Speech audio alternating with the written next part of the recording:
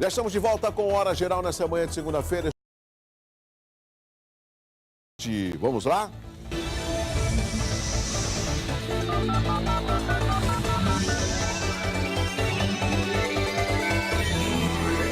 O Internacional venceu o Santos por 2-1 na partida disputada ontem na Vila Belmiro pelo Campeonato Brasileiro. Os gols do Inter foram feitos pelo chileno Aranguiz. Já pelo Santos, Gabriel marcou o único gol do Peixe aos 17 minutos do segundo tempo. Com a vitória, a equipe gaúcha quebrou o tabu de nunca ter vencido o rival no Estádio Santista e subiu para o G4 da competição. O Santos continua na 8ª posição com 46 pontos. O próximo jogo do Peixe pelo Brasileirão será domingo que vem, dia 9, contra o Corinthians. É lá mesmo, em Itaquerão. Nosso convidado de hoje é o professor Adalto Correia, ele que é economista. Tudo bem, professor? Prazer revê-lo, né? Prazer vê-lo, Douglas. Grande amigo, professor Adalto, e além de professor economista, multimídia e vice-reitor da Unimonte, que é o Centro Universitário Montes Serrais. É isso mesmo. Um contratempo para poder ocupar bem as 24 horas? Professor? Economista nas horas vagas. Adalto, eu fiz questão de trazê-lo por dois motivos. Uma que eu já estava devendo esse convite a você, e o momento que nós estamos atravessando, eu julgo um momento muito preocupante quanto brasileiro. E a economia, eu vou até arriscar com respeito aos telespectadores, é algo que muitas vezes nós não nos preocupamos. Começamos a nos preocupar quando a gente vai na feira e observa que, peraí, semana passada estava 4,50, agora já está 6. De repente você vai ter um aumento de combustível, aí você vai ter aumento da escola, aí vai ter aumento do IPTU. E outra coisa do IPTU, muito rapidamente, às vezes os prefeitos falam assim, não vai ter aumento, só a inflação. Mas peraí, a inflação já é uma reposição, não deixa de ser um aumento. No meu entendimento não tem aumento, nem a inflação nós vamos repor, está tudo como está, não teve aumento. Né? Então, às vezes, a gente tenta mudar um pouco a palavra. E isso me preocupa no momento em que a presidente foi reeleita, não tem ainda o nome do ministro da Economia e, pelo que nós lemos e ouvimos, a economia está num momento delicado no nosso país. O senhor é profissional da área, como economista, vê essa preocupação que os articulistas, que os comentaristas falam, ou apenas estamos sendo preocupados demais, professor? Bom, Douglas, na realidade a situação é de fato muito preocupante. Não é? Se você imaginar o Brasil como um paciente, né, numa maca, e uma TV com sinais vitais, quais são os sinais vitais que nós estamos lendo? Né?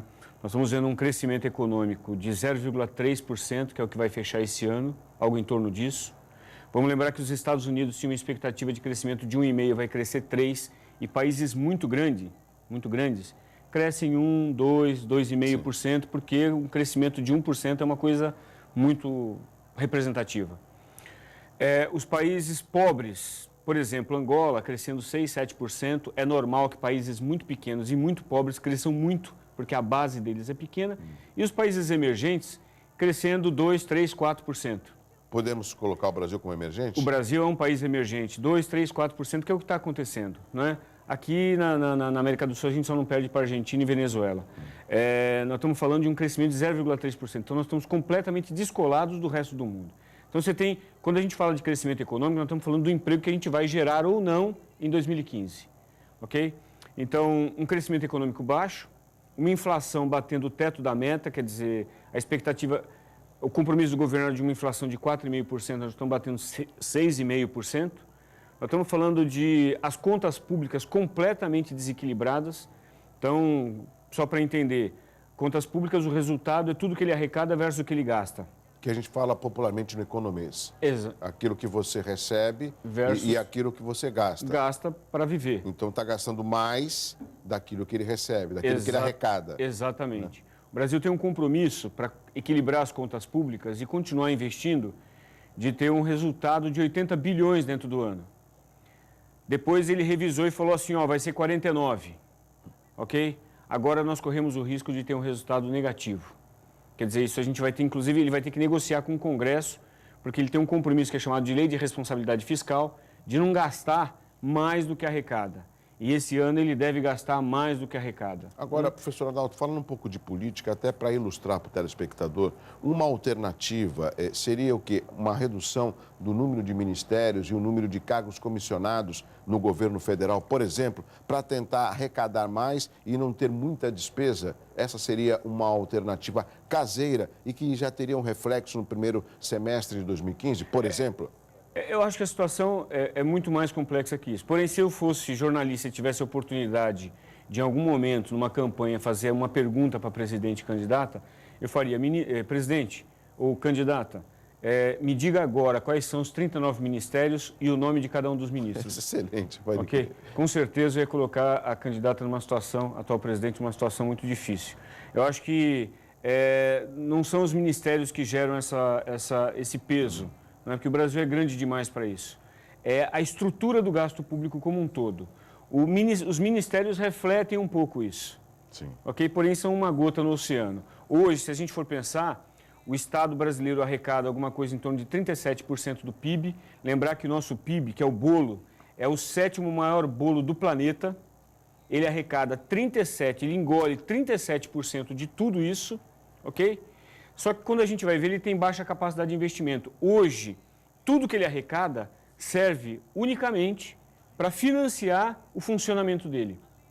O Estado não tem capacidade de investimento, ele perdeu capacidade de investimento, porque ele custa muito caro. Isso até se reflete um pouquinho nisso que você falou. Olha, 39 ministérios, não é óbvio, não é o custo dos 39 ministérios que gera isso, mas os 39 ministérios mostram o tipo de governo que a gente tem. Professor Adalto, um outro aspecto, nós sempre ouvimos que o Porto de Santos é o maior porto da América Latina, 33% aproximadamente do que entra e sai do país passa pelo Porto de Santos, e também observamos o sucateamento do Porto de Santos e a falta de investimento. E as pessoas, muitos falam, poxa, investiu lá no Porto de Cuba, por que não investiu aqui?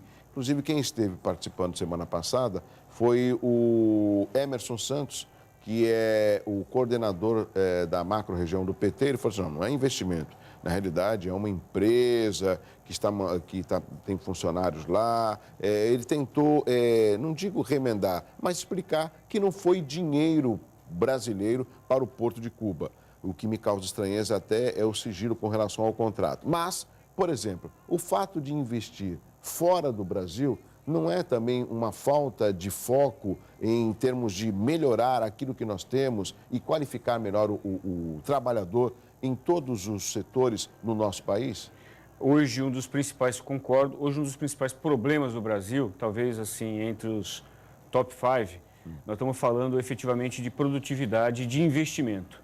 Não é? Então, é total falta de foco, não é?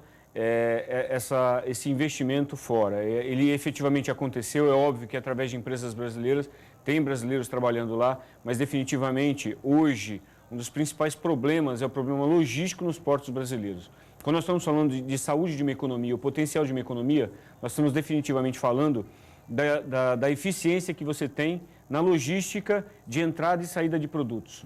Porque isso reflete efetivamente no custo do produto que nós produzimos lá fora. É muito simples a gente imaginar. Hoje, quando eu estou numa sala de aula, eu pergunto para os meus alunos assim, quem agora, nesse momento, não tem um produto chinês ou sul-coreano com você? É impossível não ter, não é? Agora faz o inverso. Será que alguém agora, nesse momento, um aluno na Coreia do Sul ou na China, tem algum produto brasileiro o envolvendo? Com certeza a resposta é não. Isso é reflexo, óbvio. Tem uma distorção dos preços na China, mas também é uma distorção muito grande, que é o outro oposto do custo do produto brasileiro. Os produtos brasileiros não estão no resto do mundo, o resto do mundo inteiro está aqui. Agora, professor Adalto, é uma outra discussão complexa para entender, mas alguns países da Ásia, por exemplo, tiveram investimento na educação e esse resultado eles estão colhendo agora. A gente pode lembrar, por exemplo, que uma das marcas mais respeitadas, eu diria, no mundo, que é a Apple, quem faz a montagem dos equipamentos, dos iPhones, iPads, é a China, por causa da mão de obra, do custo da mão de obra. Mas a tecnologia é americana. Quando o professor Adalto fala da China, eu, por exemplo, estou usando um par de sapatos, não sei se o Carioca tem como mostrar, esse par de sapatos aqui, ele é chinês. Eu vi o sapato, gostei. Tem como mostrar o sapato, Carioca? Só abaixar aqui, ô Luciano. Não tem a marca, óbvio. E eu achei bonito, professor Adalto, olhei, comprei um preço bem acessível. Aí, quando eu olhei, Made in China. Até no sapato, os chineses estão à frente. Olha lá, um sapato simples, né? Mas, ó, chinês. Onde que nós estamos perdendo o campo nesse sentido? A gente não pode só copiar, mas a gente tem que seguir alguns exemplos. Na realidade, a sociedade, ela compra preço. Nós somos sensíveis a preço. Houve o tempo que as pessoas falavam, não, eu compro um produto verde e amarelo para incentivar os produtos brasileiros. Isso não existe, porque na realidade a nossa renda foi sendo achatada ao longo do tempo e a única forma de você sobreviver melhor com a renda que você tem é buscando o melhor preço, não é? A melhor qualidade versus o melhor preço. Então você faz o equilíbrio entre as duas coisas. E a China, mas não só a China como o resto do mundo. Eu queria lembrar, quando você coloca a China, eu queria dar um outro exemplo. Talvez a China seja um ponto fora da curva, mas se nós lembrarmos a Coreia do Sul em 1962 era uma economia exatamente igual à economia brasileira em termos de indicadores, não de tamanho, mas em termos de indicadores. Hoje, aí a Coreia do Sul fez o quê? A partir dos anos 60, investimento maciço em educação, principalmente de ensino fundamental e médio, e depois do ensino superior. Ok? Nessa ordem, né? Qual que é o ensino mais importante? Investimento a médio e longo prazo. A médio e longo prazo. Então, ela investiu na formação de crianças, de jovens que estavam preparados para chegar numa boa universidade. Esse foi uma linha de tempo de longo prazo. Hoje, se você for ver, o carro do ano, na maior parte dos países do mundo, inclusive na Alemanha e Estados Unidos, é o Hyundai, que é um carro sul-coreano. Isso é um exemplo, não é? É muito comum é muito natural se você pegar um iPhone, como você citou a Apple, você não pode olhar para um iPhone e falar assim, o cara que produz esse produto recebe R$800. Não. Quantos anos de escola tem uma pessoa que produz aquele produto? Então você vê a cadeia produtiva, a complexidade daquela cadeia produtiva. Isso é geração de emprego, mas não é só isso. É geração de emprego com alto valor agregado, renda. Única saída, prazo, já que a gente errou por muito tempo, acho que só a história nos salva. Né? A gente fica sempre esperando que um salvador da pátria venha nos salvar pelos próximos 4 anos. Isso é mentira, isso não é verdade, ok? Investimento forte em educação, principalmente em ensino fundamental e médio, ok? E no longo prazo, daqui, eu tenho certeza, meu filho tem 3 anos, eu tenho certeza que aos 25 anos ele vai viver num país muito bacana, se alguma coisa começar exatamente agora. Professor Adalto, eu não conheço a Coreia do Sul, não sei se o senhor conhece, mas eu vi um programa que passa, não sei que dia na Bandeirantes, como é que o país visto, um determinado, o exterior visto pelo brasileiro, um programa mais ou menos assim, onde brasileiros estão morando em alguns países do exterior. E já tem alguns meses que eu estava com sono, confesso, mas eu assisti até o fim de 2 brasileiros que estão trabalhando na Coreia do Sul. Impressionante, a cidade limpa, tem alguns monitores, vamos supor, você se perdeu, você clica ali onde você está, aí ele mostra uma espécie de um GPS gigante que fica na calçada, através de touch, para você localizar qual ônibus você tem que pegar e como é que você faz, que metrô, entendeu? Várias máquinas numa calçada, sem atrapalhar o trânsito do pedestre, para você tirar dinheiro, para você comprar uma bebida, para você comprar uma comida, e nenhuma dessas máquinas, tipo, danificada, eu fiquei abismado de saber como que está a Coreia do Sul, né? É um exemplo para o mundo. E com um detalhe, né? Altamente robotizada, com um nível de emprego extremamente elevado. Exato. O que prova que a tecnologia não rouba emprego. Ele agrega mais pessoas, só que atrás do processo, não na ponta de venda. Então, você vai pegar um refrigerante na Coreia do Sul, né? Ou qualquer outro produto, as máquinas estão lá para te servir. Né? As pessoas estão envolvidas efetivamente aonde tem emprego de alta renda. Eu acho que esse é o segredo. E olha, porém, isso é só com educação. E traçando um paralelo, além da educação, nós tivemos aqui, eu sempre digo, a Lei 8.630 de Modernização dos Portos de 93, que não modernizou nada, a não ser arrendou as áreas para novas empresas. Mas o principal foco, voltando à palavra, que era o trabalhador portuário, ele ficou à margem dessa modernização. Nós temos até o Centro de Excelência Portuária, o CENEP, que, no meu entendimento, não deu resposta para a qualificação profissional. Eu me lembro muito bem, professor Adalto, que às vezes meu pai era portuário, um navio ficava 3, 5, uma semana para poder embarcar ou desembarcar. Hoje o navio não fica nem um dia, ficam horas pela modernização. mas a gente não vê a mão de obra necessária, local, para que essa economia aqui na nossa região possa se movimentar. É porque normalmente a gente tenta trabalhar no final da cadeia, né? Então você pega, o que nós tentamos fazer? Nós pegamos o trabalhador portuário, que hoje praticamente não existe, não aquele trabalhador portuário, não é? Porque hoje quando eu entro na sala de aula, se eu comparar 20 anos atrás, quando eu entrava na sala de aula como professor, eu não tinha o trabalhador portuário, que era basicamente o estivador. Sim. Hoje eu tenho centenas de jovens que são alunos, não é? Mas que trabalham nas empresas. Então eu acho que as empresas que pegaram, que se apropriaram das áreas de forma, né, que foram arrendadas, elas fizeram a modernização necessária. Só que faltou, e nós chamamos isso de superestrutura, ok? Só que tem a infraestrutura. Na realidade, um país cresce quando você tem uma somatória do investimento em infraestrutura, que é a base. Que é aquilo que a gente representa por aquilo que vem debaixo da terra, não necessariamente, mais a superestrutura que é a iniciativa privada que faz. O setor privado vem fazendo efetivamente sua lição de casa, só que carece efetivamente do investimento do Estado. Como o Estado gasta tudo que arrecada, não sobra... Para manter a máquina. Para manter a máquina, somente para manter ela funcionando, né? Para ligar a luz de manhã. Representando dessa forma, é óbvio que o Estado é importante, não é?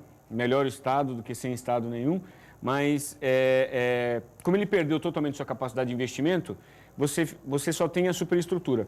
A superestrutura, sem a infraestrutura, acaba gerando gargalos. Por exemplo, falta d'água, falta de energia, que são os apagões, congestionamentos. É tudo que o brasileiro vem enfrentando ao longo do tempo. Por quê? Você tem uma iniciativa privada numa velocidade extremamente elevada que não encontrou resposta do Estado investindo na mesma velocidade que ele, que são investimentos complementares. Agora, professor Adalto, tem que chamar intervalo, 7h39. Eu vou deixar uma pergunta muito rapidamente, além das perguntas do telespectador. A presidente afirma que o país não está dividido. Eu vou mais longe. Os números mostram que houve, sim, uma divisão. E uma palavra que o governador do estado de São Paulo sempre usa, que é um choque de gestão. Eu não consigo ver essa gestão em prática. O senhor acredita num alinhamento, nesse momento, para o futuro do governo federal com o governo estadual? O professor Adalto, que é economista, volta depois do intervalo, respondendo essa pergunta e outras dos nossos telespectadores. Eu volto já com o Hora Geral.